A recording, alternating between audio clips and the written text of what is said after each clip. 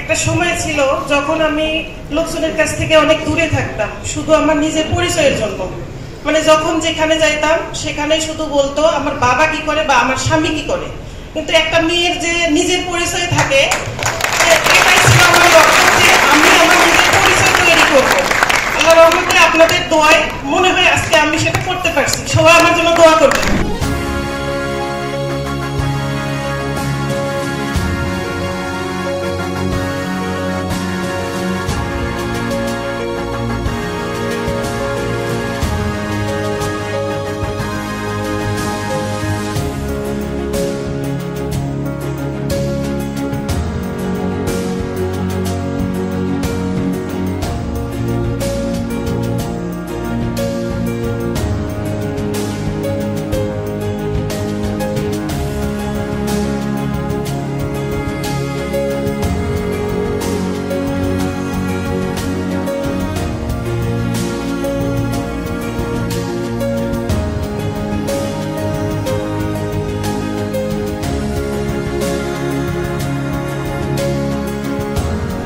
ধন্যবাদ জানাই daily star পরিবারকে, আসলে এইরকম একটা প্ল্যাটফর্মে আমাকে নিয়ে আসার জন্য।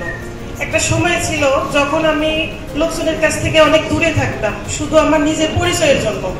মানে যখন যেখানে যাইতাম সেখানেই শুধু বলতো আমার বাবা কি করে বা আমার স্বামী কি করে।